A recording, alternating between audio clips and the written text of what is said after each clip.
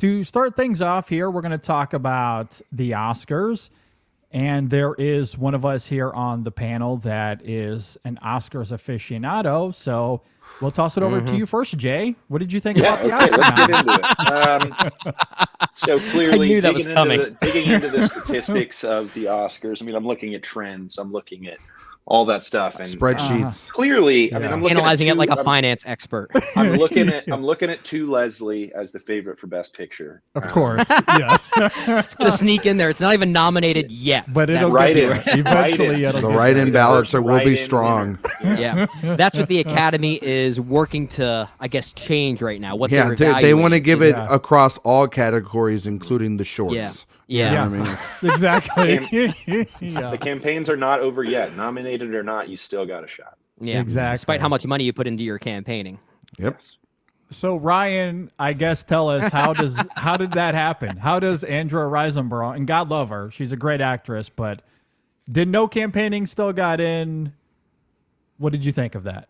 Well, it's not necessarily true that she didn't do any campaigning. She just did campaigning it was right. all late. Yeah. It was all right within, and this is I think Jay's like triumphant, like he would love this idea of cheating the system to such a way that chaos reigns. Because I thought immediately because of this that is nomination. The first time anything like this has ever happened. No, I think to this degree, Jay, like of having someone in their campaign money for a very small film specifically target voters within the 5-day voting period and no other time. Yeah. Like I didn't get a screener for that movie. I don't know if y'all I think I got a digital Yeah. screener maybe for that movie. Maybe. JD, we may have gotten that with buried CCA somewhere and we just didn't notice it. Yeah, it would have been way early in the process. And I know that a lot of the To Leslie sort of rise, it felt like over the last couple of days had come because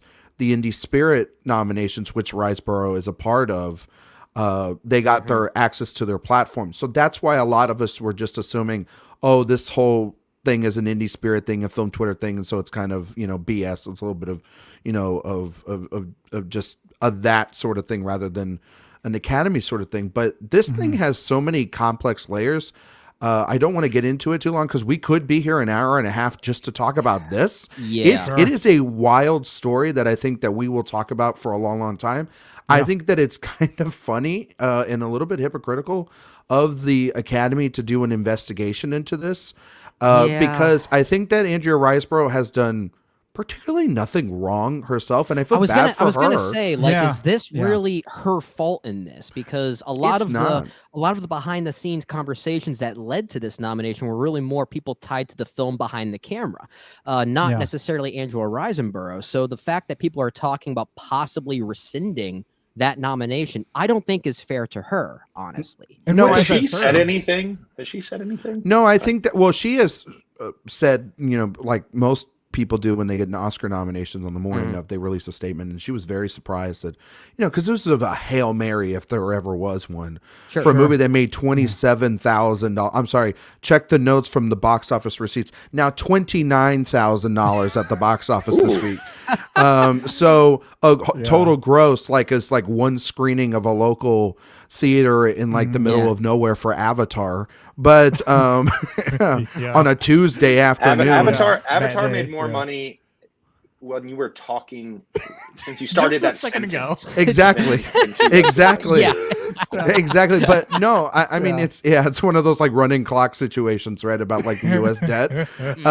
His Avatar's gross, but no, what's I think the interesting part about it is the discussion, obviously, about how it affects certain campaigns, including, what this says about the Academy in terms of actresses of color, particularly Black actresses in the Best Actress category. This is not to say that about Best Actor or Best Supporting Actress or Best Supporting Actor, because there has been a history over the last couple of years of a push in those categories to have more diverse nominees, especially coming off of the fact that, slap or not, Will Smith is your Best Actor winner, Ariana DeBose. That's an Afro-Latina. I mean, we have Angela Bassett, who presumably might win the Oscar for Black Panther: Wakanda Forever. Brian Tyree Henry gets in for Causeway. So it's not like those other categories are specifically, don't have the same problem as Best Actress, which in the 95-year history now of this award will only have one winner. That is African American or Black. And over the last couple of years, we've seen the trend of them either not getting nominated or barely getting in. Now, I given the fact that the Academy looked at something like The Woman King until, and I Want to Dance with Somebody, some films that we thought would be in the race. Yeah. And those did not even garner other single nominations. Yeah. And then you look at To Leslie, that got no other love outside of Indie Spirits. You're talking about Viola Davis, who got Critics' Choice, SAG, Golden Globe, and the BAFTA nominations, which was a big hurdle for her because the BAFTA is notorious for like not even giving a nomination to like Denzel Washington, let alone Viola Davis. So when you look at that, that's kind of a problem too, is the support that you mentioned, Brendan, of a lot of predominantly white, wealthy actors putting their support behind this specific role, a role that is a very good performance. I've seen To Leslie. I saw it at Sundance. South by Southwest. It doesn't exist. I did. I saw it at South by Southwest in 2021. And Jay, you're right. It does absolutely not exist because nobody saw the damn film.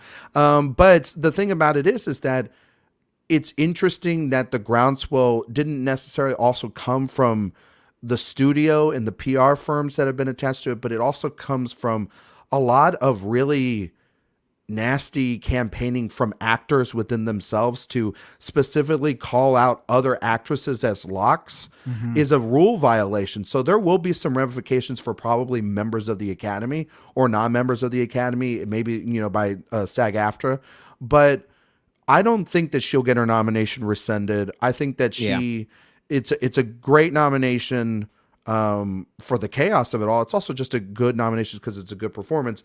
But in an indie film, in a very indie film, exactly. Film. But also too, I think that would I have rather seen Viola Davis get nominated? Obviously, because I thought she was great in The Woman King. Or I know a lot of people look at Danielle Detweiler and her performance until, and that's the thing is like Danielle Detweiler. We talk about the relevancy of the Oscars and whatnot and what they could do for somebody's career. Andrew Riseborough has been making tons of films, and she's going to continue to make a lot of films. Yeah. You worry about a Danielle Detweiler because of the fact that she led her first film of her career, and it wasn't a box office success, and it definitely wasn't an award success for her either. Fault, and it wasn't her fault. That's a lot of that Studio United Artists putting a lot of their chips behind Sarah Polley's film Women Talking, which that film struggled as well. So there's a lot of chips, but overall, I thought if you asked me about the Oscar nominations, you take out this crazy controversy that's taken up bad. The 90% of we said we weren't going to spend the whole time talking about it. And then we are. Well, but I don't think there's much to say about it. We could talk about some positive things. These best picture nominees are great. There are 10 nominees outside of one. Well, I mean, there are 10 nominees here, and honestly, only 2 of them I don't love, and even those 2 I don't hate. Now, I'm maybe more agnostic towards them, and that's Elvis and Triangle of Sadness. But Elvis I actually still kind of like. But the other 8 are at least a 4 out of 5 for me on Letterboxd. We talked about all 8 of those extensively on the award show in one way or another. Incredible. Yeah, that's a great lineup. And it's a great crossover of big hits mixed with that audiences have seen, mixed with art house films that the Academy would consider some of the best. Yeah, this is a very good year of blending, populist films with film bro or film Twitter sort of films, right? Like for every house fair, for every tar there's a Elvis. Avatar. For every for every Banshees, there's Avatar. That for should every, be the headline or the slogan for this year's Academy Awards. For every tar, there's an Avatar. Avatar. Yeah, I mean there's a great balance here. Right now. Avatar. Yeah. I mean, I don't know if anybody's done the math on the combined box office of the Best Picture nominees, but this has to be up there. It's one of the highest grossing in recent Yeah. memory because of the fact that you have Avatar and Top Gun Maverick inside. Yeah. And Everything Everywhere. Elvis was a big success. Elvis was a big hit. Yeah, and so and I expect Fabelmans made $3.5 billion, I believe. All money that came from Jay. But I expect some of those movies to actually go up, Jay, like the Fabelmans and Banshees and Everything Everywhere All at Once and Women Talking. They're getting released into theater, so I expect some of those numbers to go up. Obviously, you won't get any money out of All Quiet on the Western Front. It's interesting though. That's the only streamer. Yeah. The only streamer. After a year where the streamer was the Best Picture winner and the runner-up, like Power of the Dog was potentially the from a streamer as well too. So there's it was a little bit of a down year from the streamers. I think Apple, they delayed their big one, which was Killers of the Flower Moon, and they have Napoleon coming out, and Amazon. Well, it's supposed to be Emancipation, and then certain people would tell you that, and they wouldn't be seemed very like a good slap at in their the job. face for Apple on that one. Yeah, so. I mean, speaking of All Quiet, though, it is so fascinating to me that it gets 73 Oscar nominations, but the one it misses is Best Director. How does that make any sense? I know, it's insane. Make that make sense. Well, I mean, I think that the Academy. Ruben Östlund in Best Director. I mean, There's the always thing one about in Best Director that I feel like is going to surprise us, for better or for worse. Like even like when someone like Bennett Miller got nominated for Foxcatcher, I think it was. Not to say that nomination wasn't deserved, but I don't think many people expected something like that. There's always something like that in Best Director specifically almost every year. And I guess Ruben Östlund is taking that honor this year. And look, if you want to throw in a director from a foreign film or an international film, Edward Berger is right there. Edward Berger is right there. I think the thing about it, JD, is that Edward Berger, it's why Jay had him, I think, as his newcomer of the year or something. Yeah, for most people, he doesn't have the friends in high places. He doesn't. Yeah. It's also but the neither fact did that Drive My Car, right? That was Hamaguchi's had. He's not like a first-time director. He's had some films come out, and he had two films that year too. Yeah, that one was. If you have, let's say, you have one kind of huge art house a year, like Drive My Car was last year. This year, it's Tar. Well, and also too the fact that that movie won the trifecta from the critics from LA and New York and everything too. So that elevates it even to a certain degree. Plus it also premiered at Cannes. And so people had seen it and kind of been able to digest it for a while. I mean, Ruben Östlund winning 2 Palme d'Ors, which is more than anybody, great directors that have ever gone there before. And it falls 2 in a line row. with, Technically, that's insane. Yeah, I mean, it falls in line with like the Cuaróns or the Paolo Pawlikowskis or the Bong Joon-ho's. These directors that or even the Thomas Vinterbergs. These veteran directors that the now pretty European or international branch of the Directors Guild, there inside the Academy, have wanted to embrace. So. When in doubt, even though I think Everett Berger's direction is fantastic in the film, and I would have nominated him 10 times over Ruben Östlund in that movie, I would have also nominated Park Chan-wook, to be fair, if we were going to have an international director sitting right there. Oh, man, the Academy made the decision to leave that movie off of everything. Hey, there were some things that hurt, and it wasn't just Andrea Riseborough, okay? It was decision to leave and Nope and things like that missing. If there's one category, and Brendan has raised this in our group chat, one category that just I'm like, excuse me, cinematography is weird. Cinematography is very weird. It kind of goes back into this conversation we sometimes have about the Academy nominating things in a confused way, where they confuse things like best cinematography with most cinematography, or in this case, what movie is giving them this reaction? Like, ooh, pretty, I like it. And that was at least one I can think of as Empire of Light. And I love Roger Deakins. I think he has done great work over his entire career, but I think the cinematography in that film is one of its worst attributes. I just don't think it matches. Tepid. I mean, outside of some of the more, it's got to just be a Deakins. Deakins made a movie this year. The club nomination. Yeah, it's kind of like when Diane Warren always gets nominated for best original song for a movie that I didn't even know existed. John Williams has gotten nominated for some bad scores. He has, I mean, I think The Fabelmans is actually a good score. I'll push back on anyone that says it for this one, but for sure. But yeah, Deakins getting nominated feels kind of like a club nomination. It does. So. I mean, it is. That's the thing about some of these branches is it's not. I think people get confused when they say, "Oh, the Academy at large voted for these nominees." Only Best Picture at this point is voted by the at-large body. Right. Everything else is voted by their specific, not even like the whole guild, just the people that are in the Academy that are actors. They vote in the actors branch. They vote in the cinematography branch. So when you're talking about like Diane Warren, for example, Brendan, that is a small branch of the Academy in the music branch. That's true. Yeah. And so that's why like it was kind of surprising that somebody like Alexandre Desplat missed for Pinocchio, for example, both of those nominations, because of the fact that, because he's been ingrained for getting in things for like all the time. Well, we talk about the club. He is in the club, especially when he works with Wes Anderson. Exactly. Or when he's worked with Del Toro in the past. I mean, he has an Oscar for The Shape of Water. So, exactly. It's not surprising when you see some of them. And I think like Deakins is a perfect example of this, that he is a veteran in there. I mean, like he has, what was that, Unbroken or whatever, that movie with that Angelina Jolie directed? Yeah. The one that's supposed to win Best Picture 10 times over? Yeah, and I saw that, and it was the only nomination. I remember seeing that film and going, it doesn't look good. And he walked in there with a nomination either. So sometimes they like who they like, and they give him a boost, or they give him something for that film. But like cinematography is wild, because the only film that was nominated for picture, director, an acting prize, screenplay, cinematography, and editing wasn't Everything Everywhere All at Once, was Tar. And I sit there and I go, well, Tar kind of feels like the film that could win this category, like if in some ways, based on those kind of nominations. And it was also like not one expected, too. Like we expected Top Gun to be in this lineup. And it's wild that it's not. That was surprising. When are the Oscars?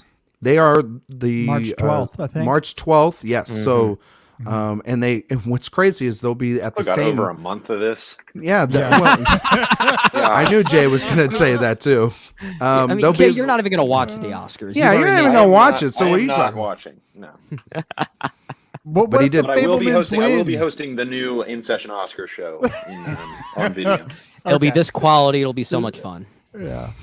Jay reacting to the Oscars could be a lot of fun. But I know that cynical, but fun. I know that JD though was really happy to win Best Actor, because Paul Mescal was able to get that 5th nomination. Yeah, that we were all kind of wondering who was going to get in there, and it was Paul Mescal all along. We all knew it. You know what I mean? I've never been one to do a reaction video. In some ways, I'm kind of glad that I never did anything of the sort, because I watched the nominations at work, because it's at an ungodly hour in the morning. So I'm at work, and thankfully the office is pretty bare at that time. So I was in there by myself as all of this is going on. And it's one of those things where you dream of it, you hope for it, but most of the time our hopes and dreams go to die at the Oscars. And so I was not really expecting it. And he was last on the list, or second to last. So, they had already read off like 3 or 4 names, and I wasn't sure if it was coming. And then it pops up on the screen there, and I literally screamed. Like I like almost burst into tears. I was so excited. So yeah, I mean, damn everything else. Well, maybe not, because Best Actress is problematic for reasons that we've already talked about. But man, they certainly nailed it with that one. They did a good job. Slide in Babylon for Triangle of Sadness, and we're looking at a solid A grade. Yeah, I'm with you. But I guess in some ways, for a movie like Babylon that I'm hoping to get reappraised as the years go on, I'm kind of glad it didn't get any nominations like that then. Yeah, me too. Yeah. I mean, we know your reasons for it. No, well, I mean, like, to be fair, of the films that were in contention, like, I think I would have been okay with Babylon. I'm not the biggest fan of Triangle of Sadness.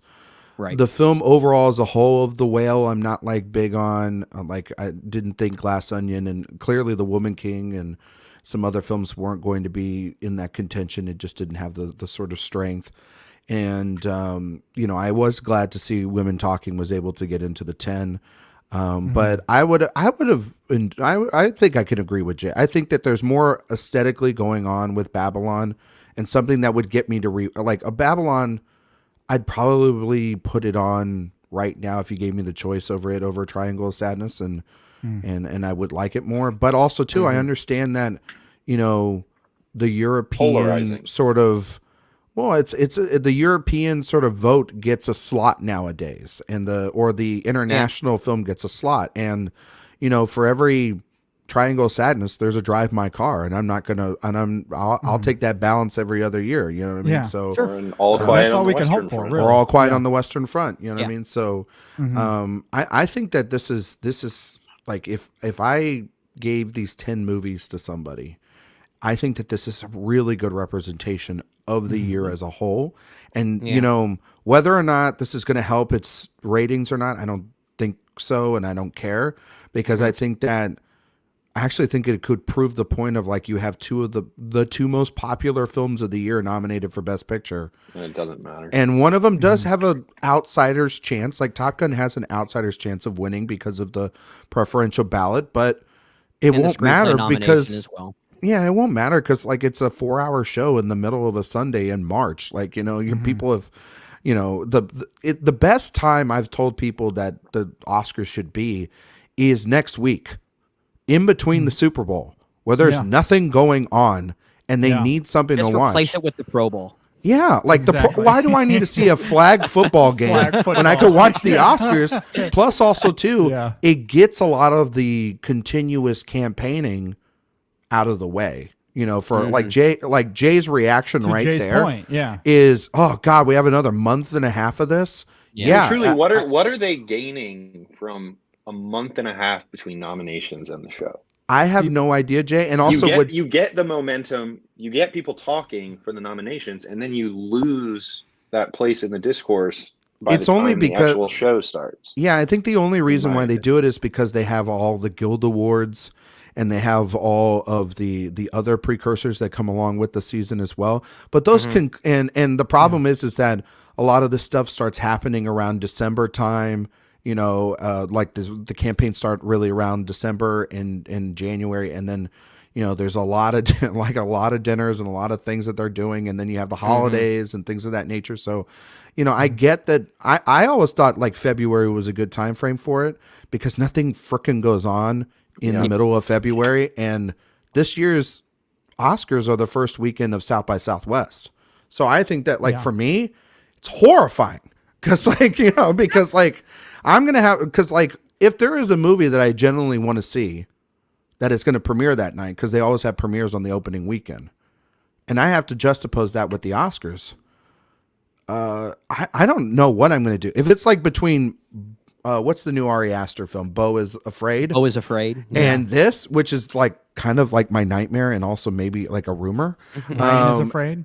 Yeah, I would be very afraid of my existential crisis that I would have to go through for something like Just that. bring some headphones and your phone and do a 2-screen experience. Yeah, there you Yeah, like There you go. like a father at church, watching football. You know what I mean? Yes. Like, I don't think you need a month and a half for it, but I also think another big reason for the gap is they re-release all these movies in the theaters, and it gives people an That's opportunity true. to go and see That's them. true. Yeah, Yeah, it's- everything it's- everywhere is it's- going into like 1,100 theaters. the Fablemans will get See it redone. as like I'm a sure- marketing effort, I guess. Yeah, they'll put in. They'll And that's put ultimately in. what the Oscars is. It's marketing. It's is, an yeah. extra way to get eyeballs onto these movies. So. Listen, exactly. we've got a job to do. We've got a month now to get Avatar to the top. You know what I mean? $3.5 billion. Yeah, We gotta everyone do their job. We got to get there. I'm on board for it. I'll play my part. You know what I mean? Yeah. Shit. James Cameron, king of the world. Hey, let's do it, Big And Jim. look, we got to get to Leslie to $30,000. So That's everyone do important. their job. Yeah. and go see Listen, that if we movie. get it to, Yeah, if we Fableman get is it, going to quadruple its gross all the way to like 10 million. Great job, everybody. That's what we Yeah. love. Well, we'll talk more about the Oscars as it. We have a month and a half to go still. yeah, settle down, more. Jay. All your scoring tonight.